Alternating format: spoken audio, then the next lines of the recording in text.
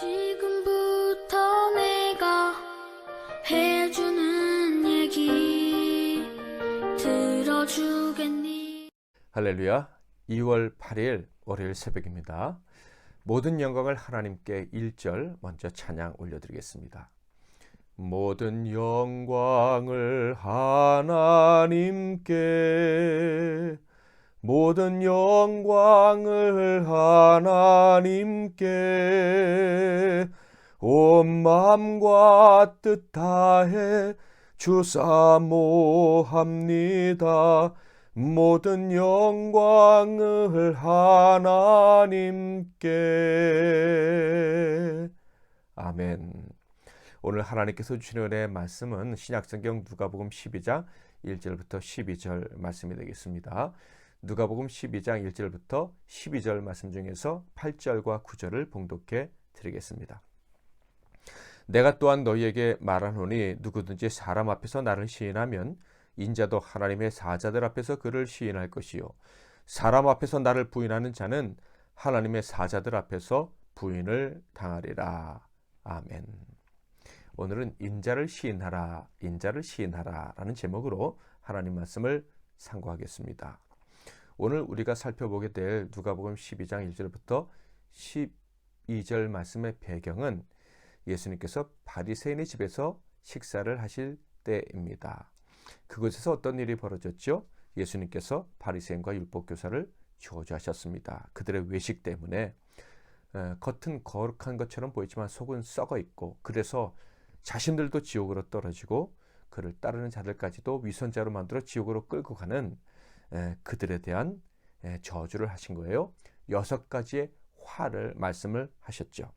자, 바로 그때 어떤 일이 벌어졌습니까? 1절, 그동안에 무리 수만 명이 모여 서로 밟힐 만큼 되었더니 예수께서 먼저 제자들에게 말씀하여 이르시되 바리새인들의 누룩꽃 외식을 주의하라.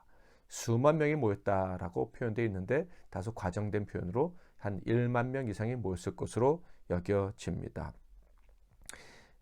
한 1만 명 정도 모일 때 이 수만 명이 모였다라는 말의 형식을 유대인들이 사용했다라는 것을 알 수가 있는 거예요.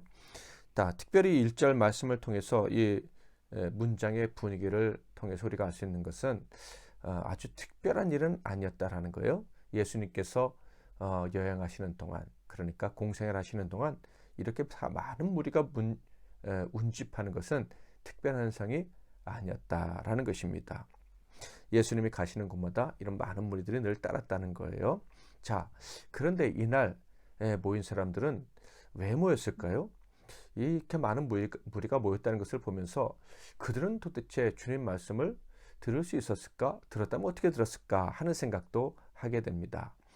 자, 그들이 왜 모였는지 먼저 생각을 해보면 주님이 계속해서 하시는 말씀을 통해서 우리가 충분히 짐작할 수 있는데요. 그들 대부분은 주님 말씀을 들으러 온 것이 아니었다라는 거예요. 그들은 호기심에서 몰려들었던 것입니다. 특히 바리새인들과 예수님 사이에 갈등이 있고 바리새인들이 예수님을 미워한다라는 사실을 그들이 소문을 통해서 알기 시작하면서 그 결과가 어떻게 될까에 대한 관심, 호기심으로 모여드는 사람도 많았다 하는 거예요. 그래서 예수님이 말씀하실 때 먼저 제자들에게 말씀하여 이르시되라고 기록된 것처럼 제자들에게 말씀을 하셨습니다. 이 말씀을 통해서 많은 사람들이 예수님의 말씀을 들으러 온 것이 아니었구나, 예수님의 말씀엔 관심이 별로 없었구나 하는 것을 알 수가 있습니다. 그들이 예수님께 나온 게 순수하지 않았다는 거예요. 당연히 주님의 말씀을 듣지 못해도 안타까워하지 않았다 하는 것을 짐작할 수 있습니다. 제자들에게 들려주신 예수님의 말씀을 통해서 제자들의 이때 상태는 아주 마음이 무거운 상태였다라는 것을 짐작할 수가 있어요. 전에는 사람들이 몰려들 때 자랑스럽고 아주 자부심을 느꼈었습니다. 그런데 이제는 좀 분위기가 바뀐 것 같아요.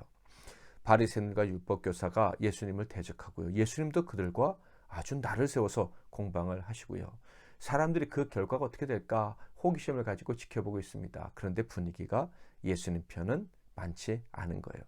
그러므로 그들은 지금 매우 긴장했고 두려워하고 있었다는 것을 짐작할 수가 있습니다. 그러므로 예수님께서 이제 들려주시는 말씀은 제자들에게 용기를 주기 위한 말씀인 거예요. 진심으로 주님을 따르고 진심으로 예수의 말씀대로 살고 싶어하는 사람들에게 용기를 주시려고 주님이 오늘 말씀을 주신 것이다. 그러므로 저와 여러분이 진심으로 주님을 따르기 원한다면 오늘 말씀을 통해서 용기를 얻게 될 것입니다.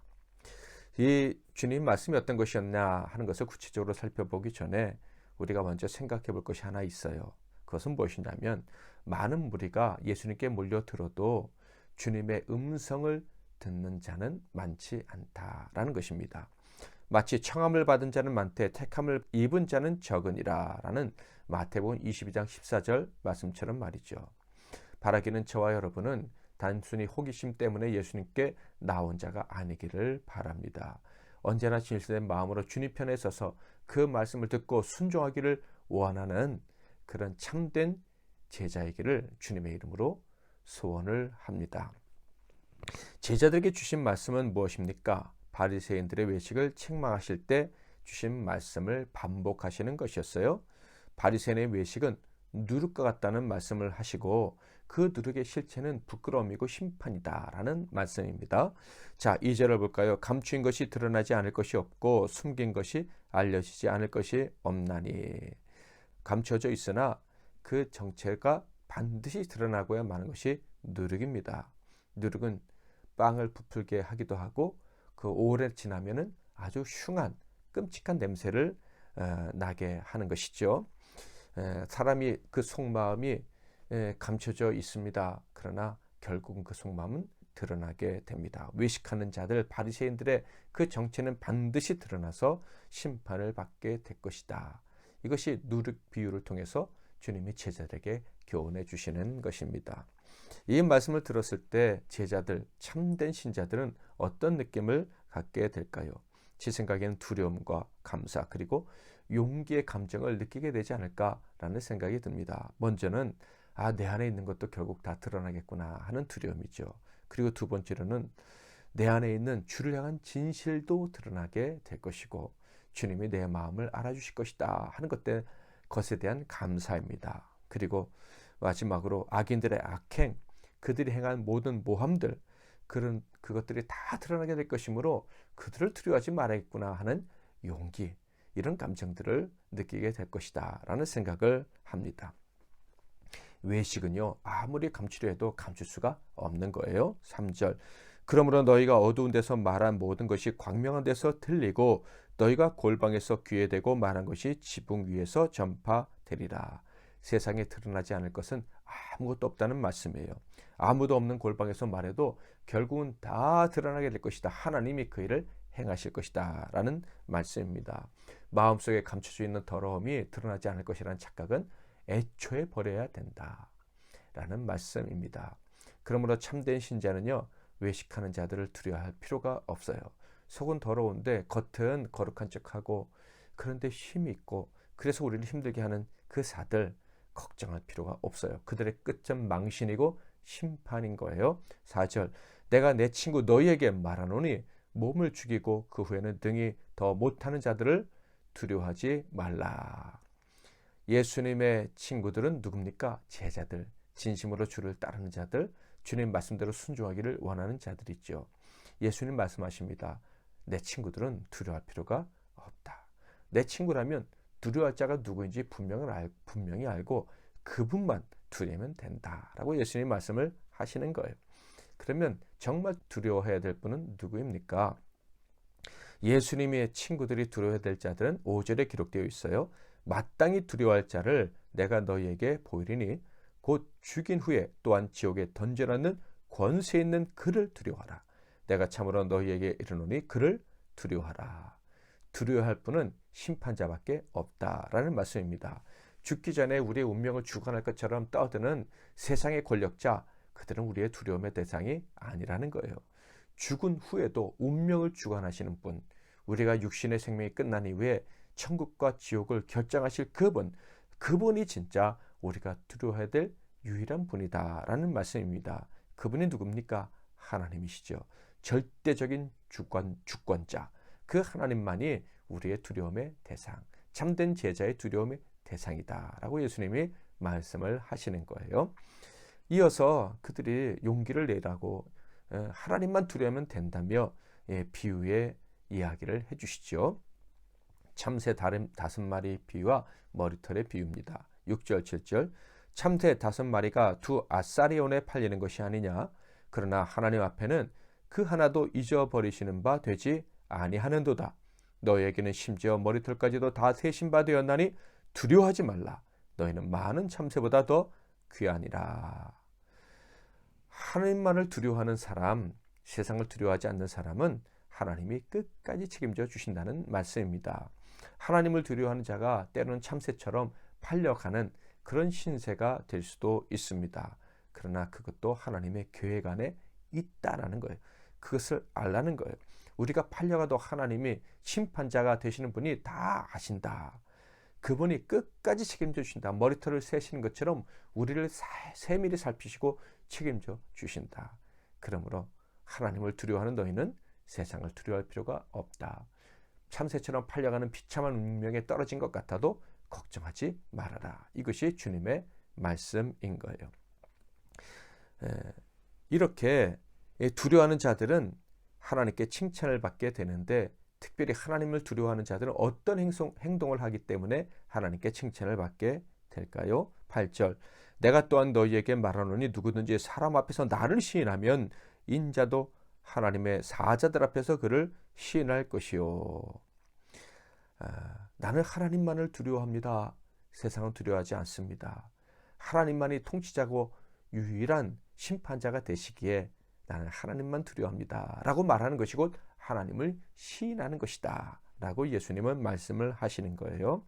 그렇게 하나님을 시인하면 하나님도 그를 시인하시는데 언제? 심판 때 하나님의 사자들이 쭉 서서 저가 지옥 갈까 천국 갈까 하는 것을 지켜보고 있을 때 이는 천국 백성이다 라고 하나님이 시인해 주실 것이다 라는 말씀입니다. 그러나 반대로 세상이 두려워서 하나님을 부인하는 자들은 어떻게 됩니까? 9절 사람 앞에서 나를 부인하는 자는 하나님의 사자들 앞에서 부인을 당하리라. 하나님보다 세상을 더 두려워하는 사람들은 마지막 순간에 하나님이 모른다라고 말씀을 하실 것이다. 그러면 지옥으로 떨어지게 되겠죠. 자, 그런데 하나님을 두려워하지만 세상에 대한 공포를 이길 힘이 부족한 자들은 어떤 운명을 맞이하게 될까요? 베드로가 그랬죠. 주님 말씀을 듣고 주님께 충성하고 싶은데 세상이 두려워서 예수님을 부인한 적이 있지 않습니까? 그렇다면 그들은 지옥으로 떨어질까요? 10절 말씀 누구든지 말로 인자를 거역하면 사하심을 받으려니와 성령을 모독하는 자는 사하심을 받지 못하리라. 성령 받고 회개하기 전에, 그러니까 예수님이 참된 구주이고 메시아인지 온전히 알기 전에 부인한 것은요 용서받을 수 있다라는 말씀입니다. 회개하기만 하면 내가 예수님이 나의 구원자인지 예수님이 참된 하나님의 아들이신지 그리고 그 아들을 보내신 하나님은 진정한 주권자인지 내가 몰라서 부인했습니다 라고 회개하면 그 죄악이 그 입의 죄악이 깨끗이 씻어지게 된다라는 말씀입니다. 그런데 진리의 말씀을 다 듣고 난 후에도 예수가 구원자이시고 예수를 보내신 하나님이 전능하신 왕이시고 심판자이시고 주권자이시라는 것을 다 들은 후에도 하나님이 다 하신다는 말씀을 들은 후에도 하나님을 부인한다면 그리고 회개할 기회를 끝까지 거절한다면 그는 심판을 견디지 못한다. 진리를 알게 해주신 성령을 부인한 자가 된다. 성령 회방을 한 자가 된다. 그래서 심판을 면치 못할 것이다 라는 말씀입니다. 다 알지만 그래도 하나님이 주권자이심을 알지만 예수님 나의 구원자이신 것 알지만 그래도 용기가 부족해서 결정적인 순간에 부인할까? 그래서 나는 성령을 해방하는 자가 되어서 지옥에 떨어지지 않을까 하는 염려를 하는 사람이 있을 수 있겠죠. 사랑이 많으신 하나님은 우리 주님은 그들을 위해서도 말씀을 준비해 놓으셨습니다. 11절과 12절입니다. 사람이 너희를 회당이나 위정자나 권세 있는 자 앞에 끌고 가거든 어떻게 무엇으로 대답하며 무엇으로 말할까 염려하지 말라. 마땅히 할 말을 성령이 곧 그때 너희에게 가르치시리라 하시니라. 할렐루야. 참으로 예수를 아십니까? 예수 믿고 구원을 받으셨습니까? 하나님이 전능자이심을 알고 인정하십니까? 그렇다면 내가 용기가 없어서 넘어지게 될까 염려하지 않아도 된다라는 말씀이에요. 걱정하지 말고 성령님만 의지하면 된다라는 거예요.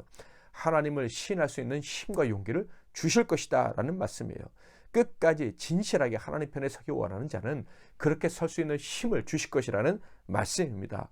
얼마나 감사한 말씀입니까? 그러므로 참된 믿음의 사람이라면 언제나 하나님을 시인할 수가 있는 거예요. 성령님께서 두려울 때에도 도와주실 줄 안다면 그는 언제나 하나님께 우리의 마음을 드리고 많은 사람들 앞에서 그리고 아주 두려운 상황 속에서도 하나님을 시인할 수가 있는 것입니다. 물론 도우심을 포기한다면 성령님께서 도와주실 것을 전혀 기대하지 않는다면 그는 성령 회막죄를 짓고 멸망하게 되겠죠. 그러나 이제 우리는 압니다. 성령이 도와주실 것을 압니다. 그러므로 언제나 성령님의 도우심을 우리는 구하게 될 것이고 그리고 그 도우심의 증거를 받을 것이고 가질 것이고 그 주님의 도우심을 받을 뿐만 아니라 하나님이 네가 나를 시인했구나 하면서 칭찬해 주시고 상 주시는 복을 얻게 될 것입니다. 사랑하는 성도 여러분, 우리가 주님의 은혜를 알고 그분이 나의 구원자이심을 알고 예수님 때문에 구원받은 우리를 하나님이 끝까지 책임져 주실 줄 안다면 우리는 남은 평생 어떤 순간에도 하나님을 시인하고 그분을 높이며 그분의 영광을 위해 살 수가 있습니다. 오늘 어떤 상황이 펼쳐지든지 간에 우리는 하나님을 높여드릴 수가 있습니다. 하나님께 영광을 올려드릴 수가 있습니다. 성령님께 도움을 구하십시오. 하나님께 온전히 영광 올려드리는 오늘 하루가 되고 우리의 평생이 되게 해달라고. 이 시간에 모든 영광 하나님께 2절 3절 찬양하고 기도하겠습니다. 예수님 찬양 받으소서. 예수님 찬양 받으소서. 죄 사했네 우리 위해 성령 주셨네. 예수님 찬양 받으소서. 위로의 성령님이시여.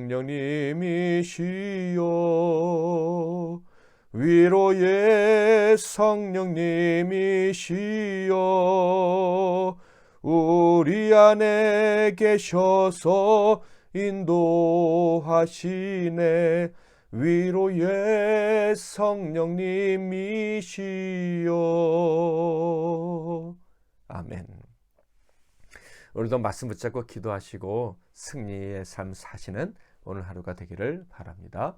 제가 먼저 잠깐 기도하고 여러분 각자 기도하시고 하루 시작하십시오. 하나님 아버지, 우리에게 성령을 주셔서 진리의 말씀을 깨닫게 하시고 예수님을 구주로 시인하고 그리고 예수를 보내신 하나님 아버지께서 믿음으로 구원받은 우리를 어떤 상황에서도 끝까지 지켜주심을 알게 하시니 감사합니다. 전능하신 하나님만을 두려워하고 그분만을 인정하고 시인하며 살겠습니다. 이 결단을 우리에게 주신 이유로 하나님은 끝까지 책임져 주실 줄 믿습니다. 하나님, 오늘 하루도 주님을 시인하고 인정하며 자랑하며 살기로 작정한 저희들을 붙잡아 주시고 하늘의 상급을 기대하며 용기 있게 멋지게 하루를 살아내게 하옵소서. 오늘 하루도 하나님 영광, 남은 평생 하나님께 영광 올려드리는 우리 모두가 되게 하옵소서. 예수 그리스도의 이름으로 기도하옵나이다. 아멘.